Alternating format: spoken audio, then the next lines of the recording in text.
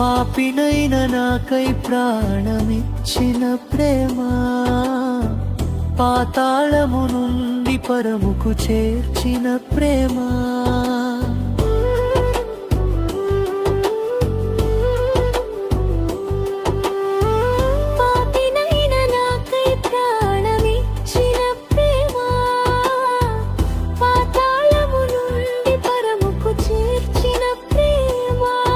అది ఉన్నతమైన ప్రేమ, మా ఊహకు అందని ప్రేమ.